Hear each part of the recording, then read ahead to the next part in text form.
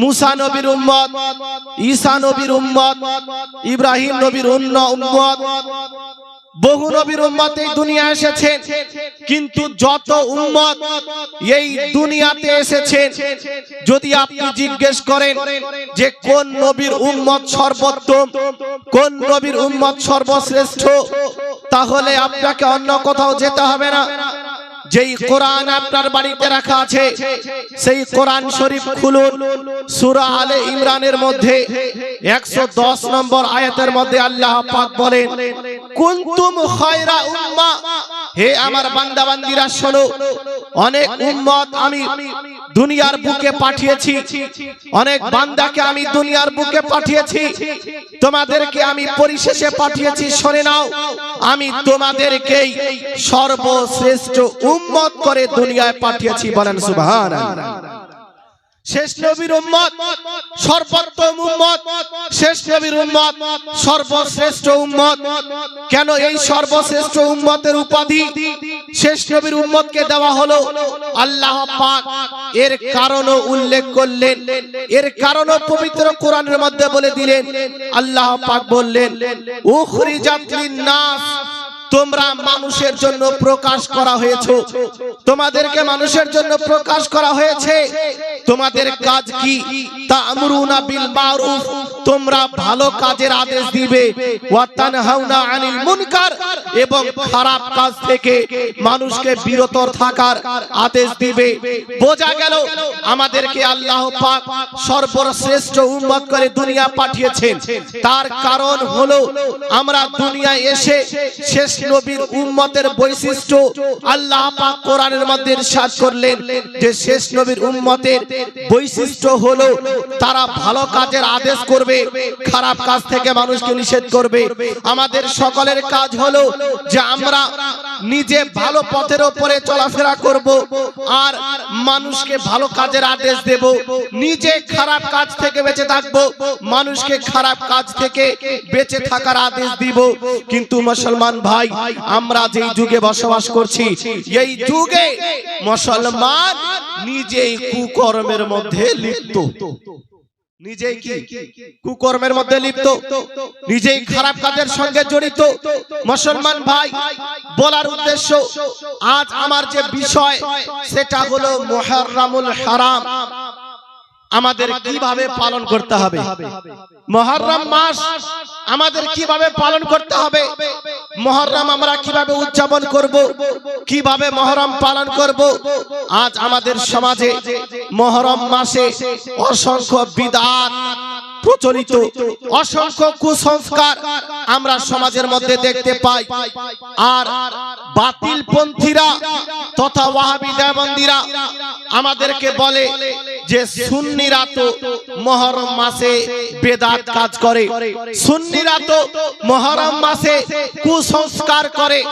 এরা সুন্নি বলে নিজেদেরকে, কিন্তু এরা হারাম কাজের মধ্যে লিপ্ত হয়।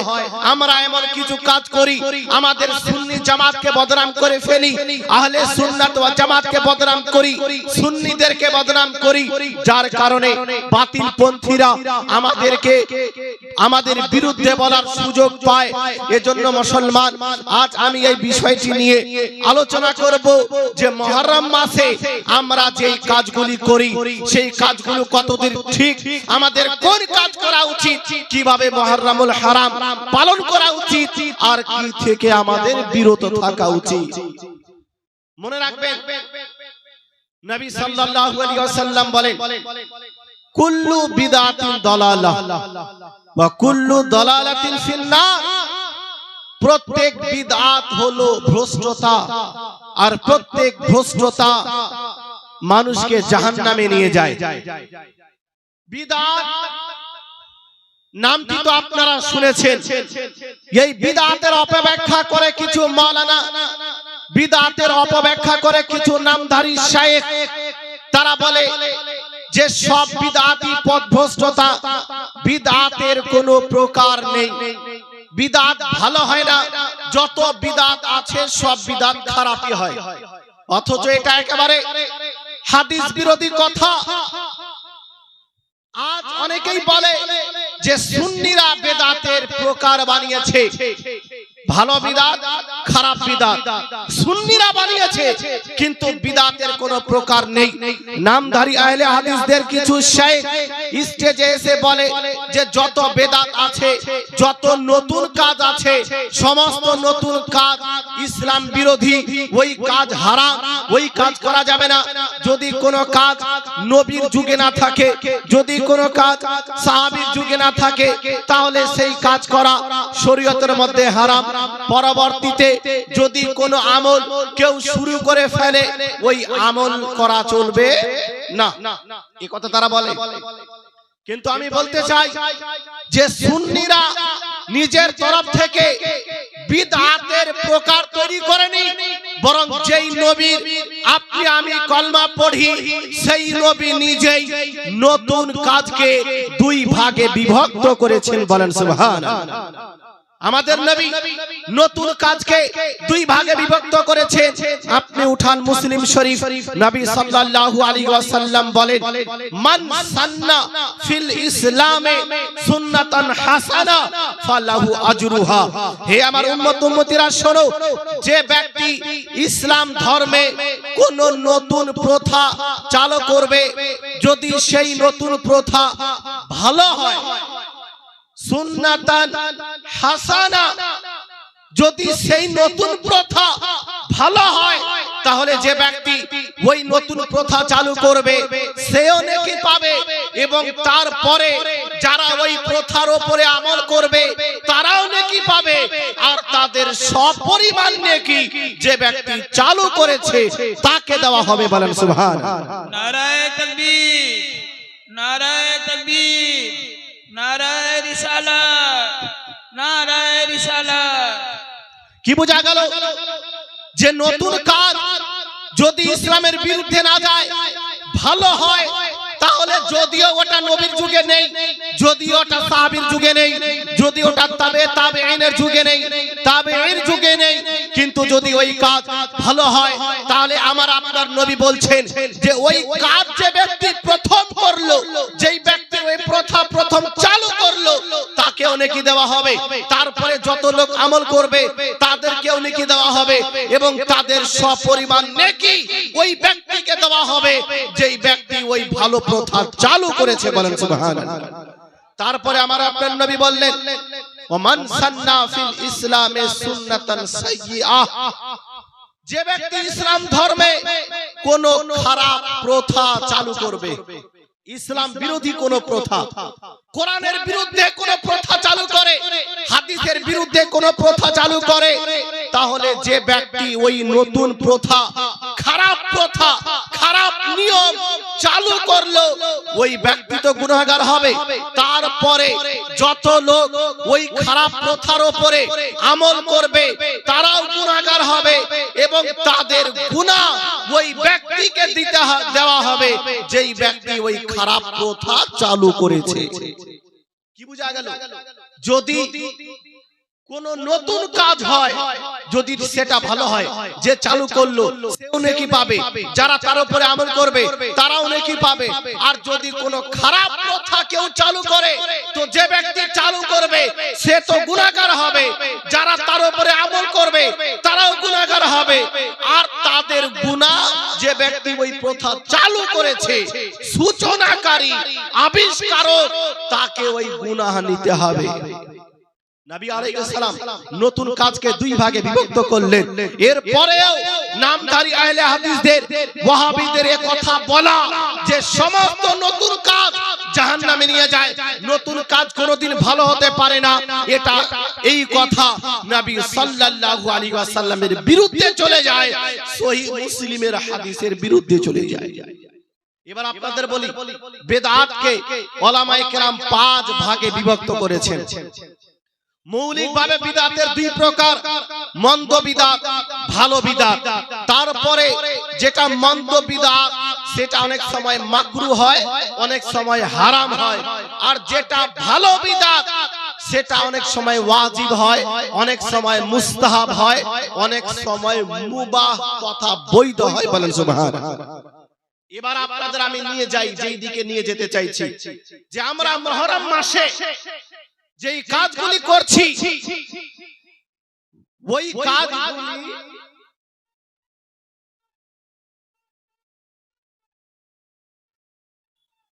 নারায়ে তাকবীর। ওই কাজগুলি শরীয়ত মোতাবেক নাকি শরীয়তের বিরুদ্ধে চলে যায়। মনে রাখবেন, মুহররম উপলক্ষে যেই কাজগুলি আজ আমাদের সমাজের কিছু লোক করছে, এর মধ্যে অধিকাংশ কাজই কুসংস্কার বিদআতের অন্তর্ভুক্ত। আমি কয়েকটি উদাহরণ আপনাদের সামনে রাখবো। সর্বপ্রথম, মুহররমের চাঁদ উদিত হলেই ঢোল বাজতে আরম্ভ হয়, মানুষ ঢোল বাজাতে আরম্ভ করে। মুহররমের চাঁদ হয়ে গেল, এবার ঢোল বাজাতে হবে, মানুষ ওই দিনই ঢোল বাজনা চালু করে দেয়।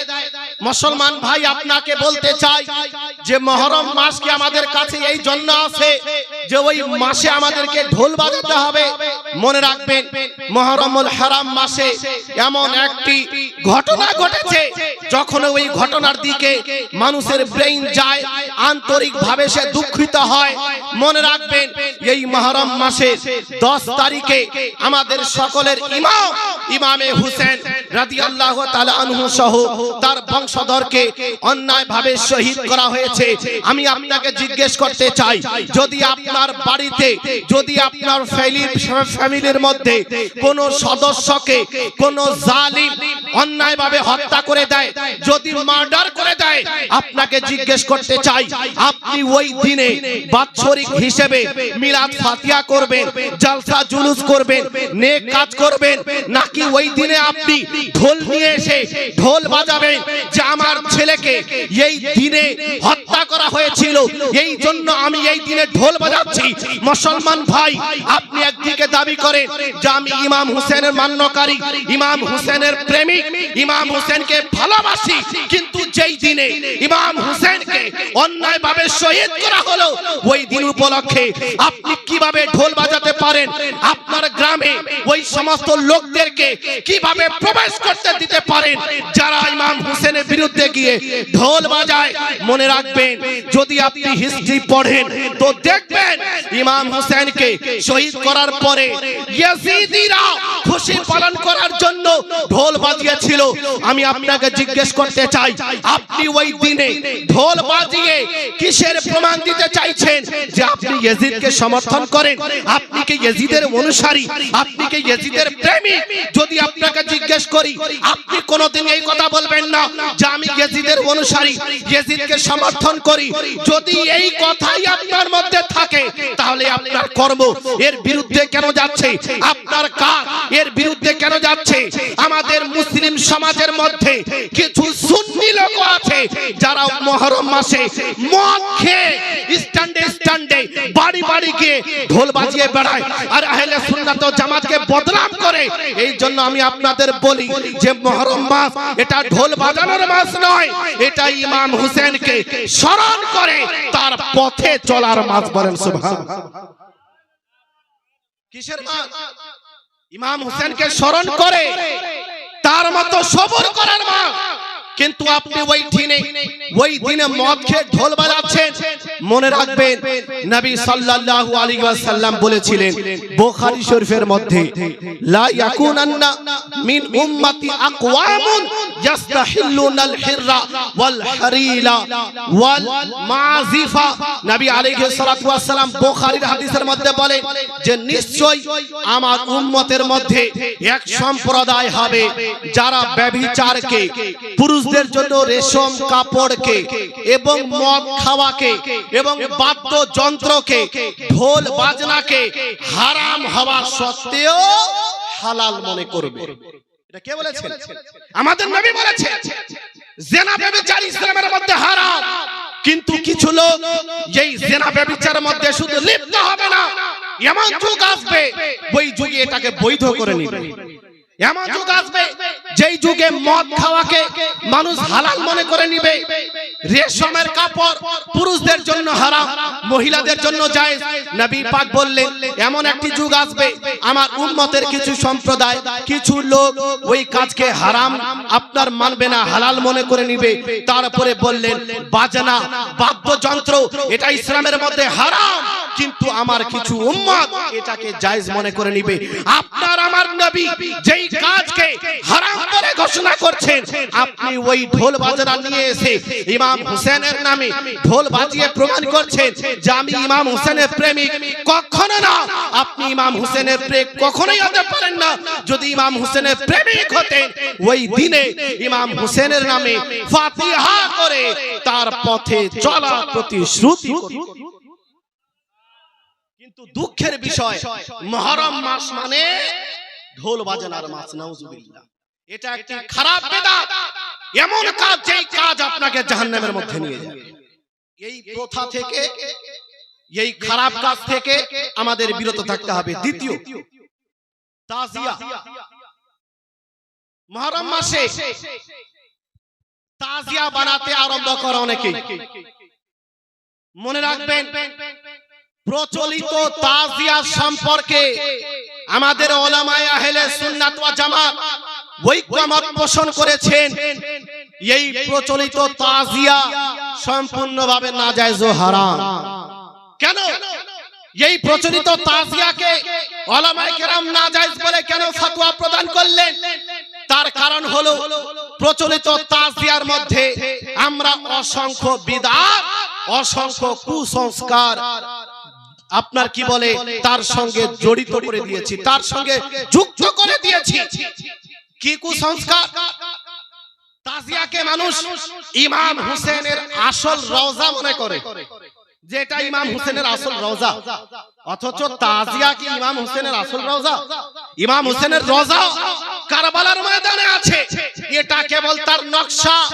তারপরে অনেকে তাজিয়া বানানোর সময় ইমাম হুসেনের মাজারের যে ডিজাইন, যেই নকশা, সেই নকশা কেউ ফলো করে না। আপনি উঠিয়ে দেখুন, যত তাজিয়া আছে ইউটিউবে গিয়ে সার্চ করুন, যত তাজিয়া 99% যে তাজিয়া তৈরি করা হয় ইমাম হুসেনের মাজারের ডিজাইনের সঙ্গে তার কোনো সম্পর্ক নেই। নিজের তরফ থেকে ডিজাইন তৈরি করে বলে যে এটা ইমাম হুসেনের রওজা মোবারক। নাউজুবিল্লাহ মিন যালিক। যেই ডিজাইন ইমাম হুসেনের রওজার সঙ্গে মেলে না, সেই ডিজাইনকে, সেই নকশাকে ইমাম হুসেনের রওজা বলা, এটাও শরীয়তের মধ্যে না যায়। শুধু এটাই না, তাজিয়ার কাছে গিয়ে ঝুঁকে ঝুঁকে সালাম করে কিনা? তাজিয়ার কাছে সালাম করার মানে কি? তাজিয়া ওটা কি কোনো ব্যক্তিবর্গ, কোনো মানুষ? ওখানে সালাম করার কোনো মানেই হয় না। অনেকেই তাজিয়ার কাছে গিয়ে সাজদা করে। যখন রাস্তা দিয়ে তাজিয়া নিয়ে যাওয়া হয়, কেউ চিড়ে ছিড়িয়ে দেয়, কেউ মুড়ি ছিড়িয়ে দেয়, দেখি দেয় না, রাস্তাতে দেয়। এই সমস্ত কুসংস্কার আপনি কোথায় পেলেন? এই সমস্ত কাজ আপনি কোথায় পেলেন? এর সঙ্গে শরীয়তের কোনো সম্পর্ক নেই। এই জন্য প্রচলিত তাজিয়াকে আমাদের উলামায়ে আহলে সুন্নাত ওয়াল জামাত নাজায়েজ ও হারাম বলে ঘোষণা করেছেন। এই তাজিয়া মানুষ বানানোর পরে, চারদিকে ঘোরাফেরা করানোর পরে, কোনো পুকুরে নিয়ে গিয়ে, কোনো বাগানে নিয়ে গিয়ে ছিঁড়ে ফিড়ে দাফন করে দেয়, ফেলে দেয়, লক্ষ লক্ষ টাকা অপচয় করে। এই জন্য আমাদের উলামায়ে আহলে সুন্নাত প্রচলিত তাজিয়া সম্পর্কে স্পষ্ট ভাষায় ফতোয়া প্রদান করেছেন, এই তাজিয়া বানানো চলবে না। দলিল হিসাবে সিরাজুল আওয়ারিফ নামক কিতাবের মধ্যে সৈয়দ আলে রাসূল মাহরেরভি রাদিয়াল্লাহু তাআলা সুস্পষ্ট ভাষায় বলেছেন, এই তাজিয়া, প্রচলিত তাজিয়া সম্পূর্ণভাবে নাজায়েজ, বিদআত। শাহ আব্দুল আজিজ মসজিদ দেলভি রাহমাতুল্লাহি তাআলা আলাইহি ফাতাওয়া আজিজিয়ার মধ্যে প্রচলিত তাজিয়াকে নাজায়েজ ও হারাম বলেছেন। আলা হযরত ফাতাওয়া রাজিয়ার মধ্যে 24তম খণ্ডে তাজিয়াকে নাজায়েজ ও হারাম বলেছেন। এজন্য প্রচলিত তাজিয়া তৈরি করা, তার মিছিল বের করা, এটা সম্পূর্ণভাবে নাজায়েজ, এই কাজ করা যাবে না। অনেক বিদআত আমাদের সমাজের মধ্যে প্রচলিত, সময় খুব কম, বরং সময় শেষের দিকেই কয়েকটি কথা বলে আমি আমার বক্তব্য শেষ করব।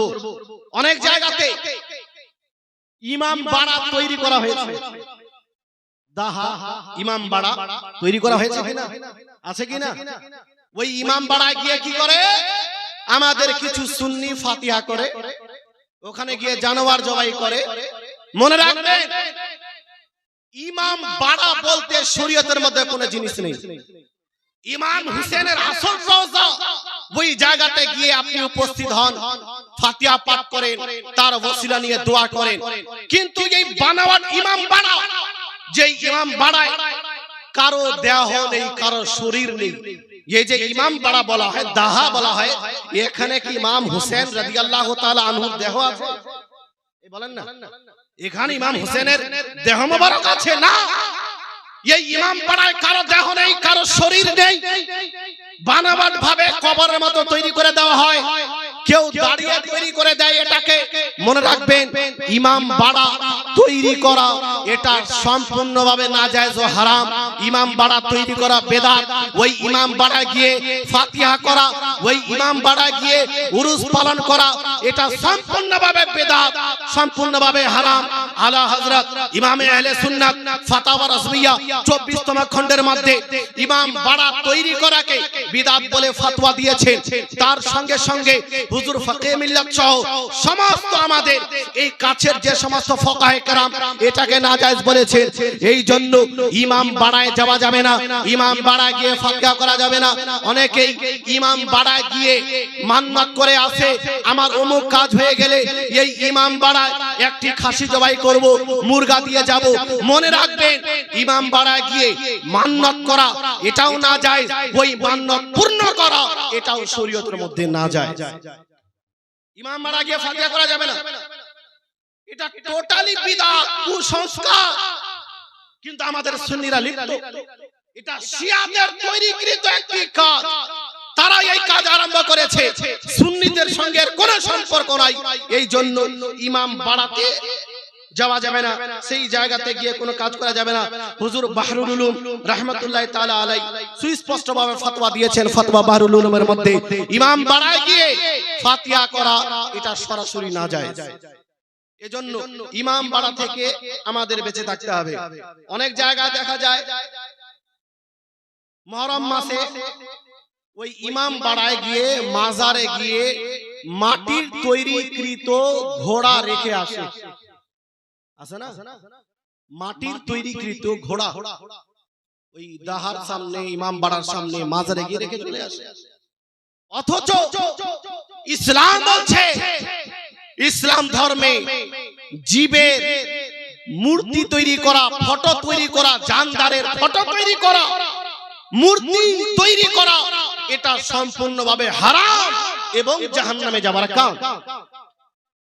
বুখারী শরীফের মধ্যে একটি হাদিস বর্ণিত হয়েছে, নবী সাল্লাল্লাহু আলাইহি ওয়াসাল্লাম বলেন, ইন্না আশাদ্দান নাসি আযাবান ইনদাল্লাহি ইয়াউমাল কিয়ামাতি আল মুসাফিরুন।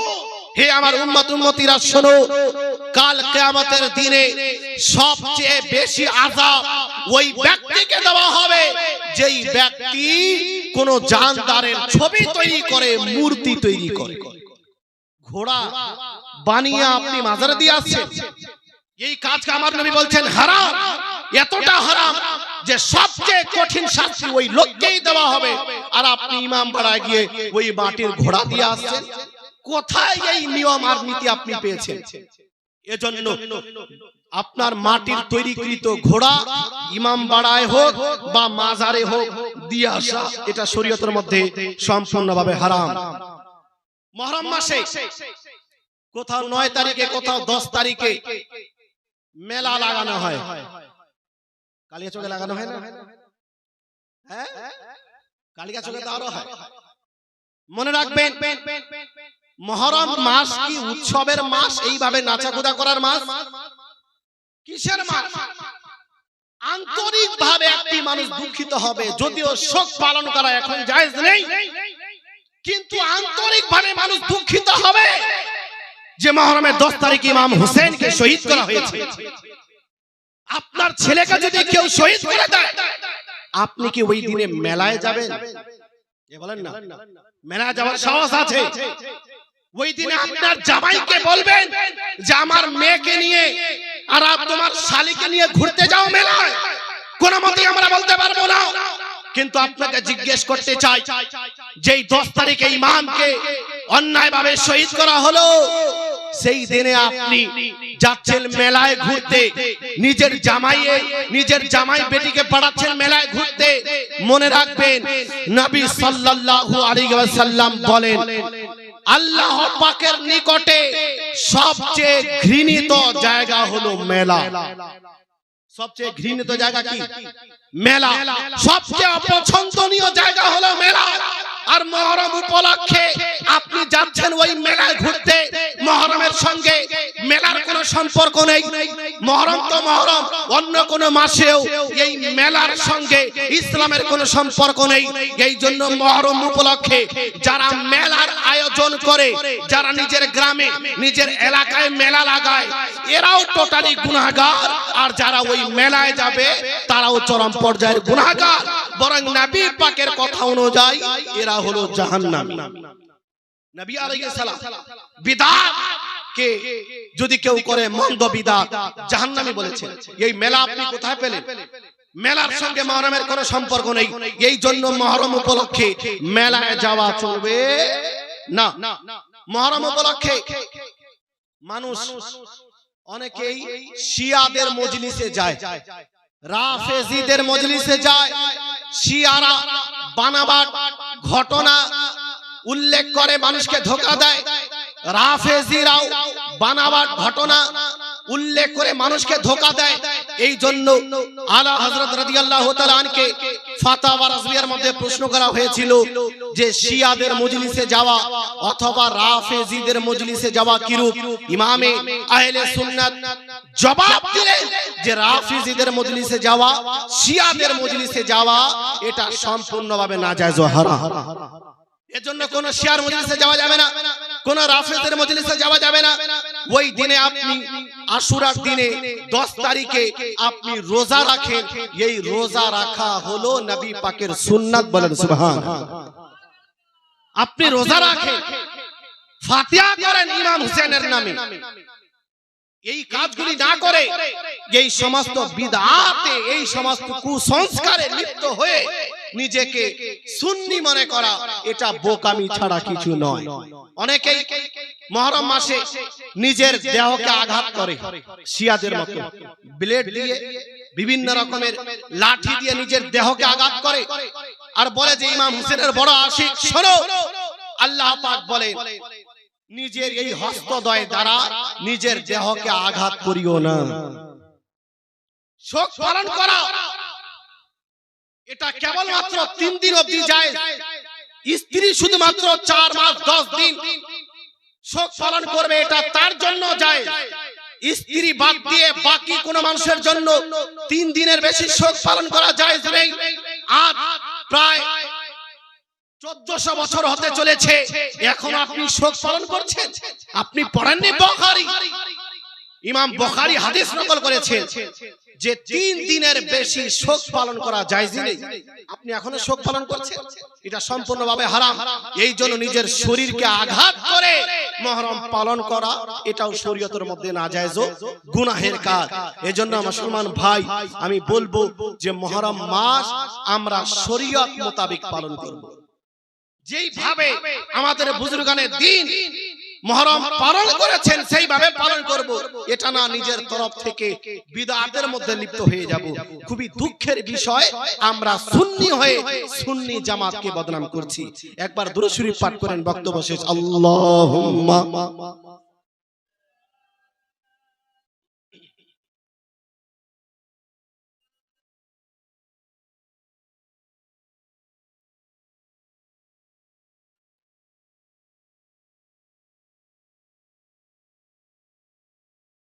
সাল্লাল্লাহু তাআলা আলাইহি ওয়াসাল্লাম। একটি ভুল ধারণা পাওয়া যায়, মুহররম মাস আসার আগেই যত বিবাহ সব কমপ্লিট।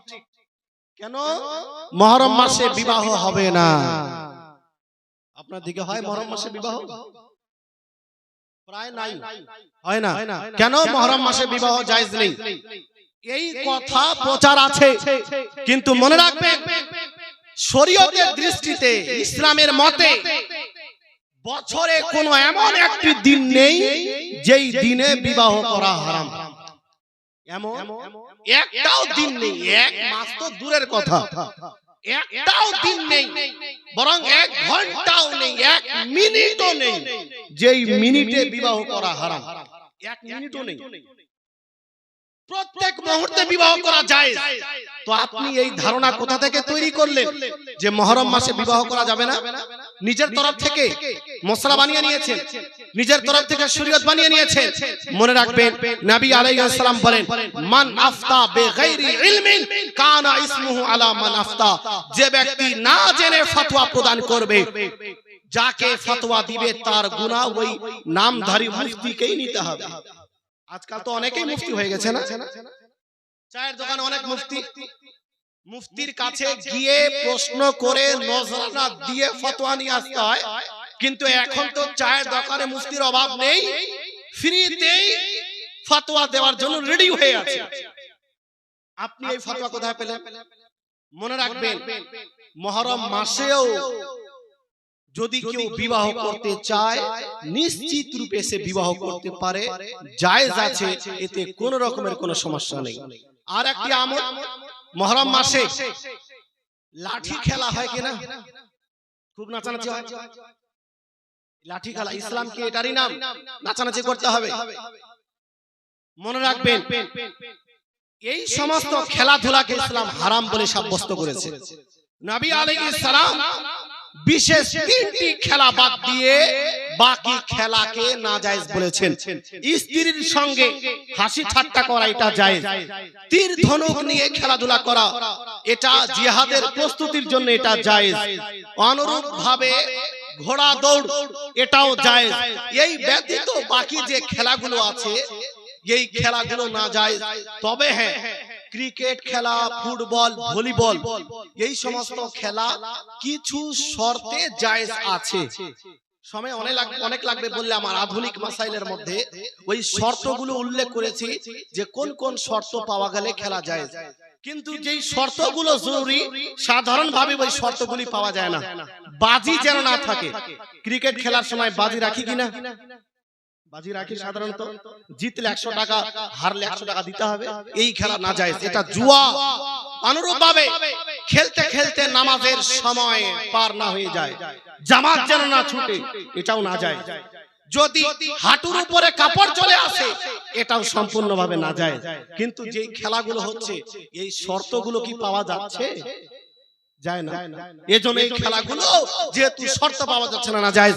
মনে রাখবেন মুহররম মাসে এই যে লাঠি খেলা আর নাচানাচি করা এই সমস্ত খেলাকে আমাদের উলামায়ে আহলে সুন্নাত নাজায়েজ বলে ঘোষণা করেছেন। এই জন্য মুহররম মাসে লাঠি নিয়ে নাচানাচি করবেন না আর ঢোল বাজনা নিয়ে নাচানাচি করবেন না। আপনার কাজ হলো যদি আপনি বাস্তবে ইমাম হোসেনের প্রেমিক হন তাহলে ইমাম হোসেন যেই পাবে ওই যুদ্ধের ময়দানে নামাজকে পরিত্যাগ করেননি, বরং নামাজ অবস্থায় উনাকে শহীদ করা হয়েছে। আপনার শিক্ষা হলো ইমাম হোসেনকে ফলো করে 5 ওয়াক্তের নামাজি হয়ে যাবে। বলেন সুবহানাল্লাহ।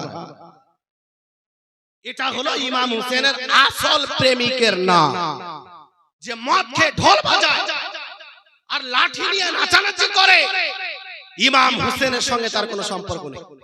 ইমাম হোসেন কোনদিন খুশি হবেন না যে আমাকে অনুসরণ করেন রে তোমরা, এই সমস্ত হারাম কাজে লিপ্ত হবে। হারাম কাজ করলে কি ইমাম হোসেন রাজি হবে? কোনদিন না, বরং উনি আরো নারাজ হবে। এজন্য আমাদের কর্তব্য মুহররম মাস আমরা পালন করব ফাতিহার মাধ্যমে, মিলাদের মাধ্যমে, ইমাম হোসেনের নামে প্রোগ্রাম করে, জালসার আয়োজন করে, আহলে বাইতের শান মান মর্যাদা বর্ণনা করে আমরা এই মুহররম মাস পালন করব। আল্লাহ পাক আমাদের সকলকে শরীয়ত মোতাবেক নিজের জীবনকে অতিবাহিত করার তৌফিক দান করেন। আমি আয়াত তেলাওয়াত করেছিলাম, আল্লাহ পাক বলেন, তোমরা হলে উত্তম উম্মত, তোমরা হলে সর্বশ্রেষ্ঠ উম্মত। তোমাদেরকে আল্লাহ পাক দুনিয়ায় এই জন্য পাঠিয়েছেন যেন তোমরা ভালো কাজের আদেশ দাও আর খারাপ কাজ থেকে মানুষকে বিরত রাখো। এই জন্য আমাদেরকে এই দুনিয়ায় পাঠানো হয়েছে। আল্লাহ পাক আমাদের সকলকে আহলে বাইতের সঙ্গে মহব্বত করার তৌফিক দান করেন এবং তাদের শান মান মর্যাদা যেটা কোরআন হাদিসে আছে সেটা বর্ণনা করার তৌফিক দান করেন এবং তাদের অনুসারী হওয়ার তৌফিক দান করেন। এখান থেকে বক্তব্য সমাপ্তি ঘটালাম। ওয়ামা আলাইনা ইল্লাল বালাগ। আসসালামু আলাইকুম ওয়া রাহমাতুল্লাহি ওয়া বারাকাতুহু।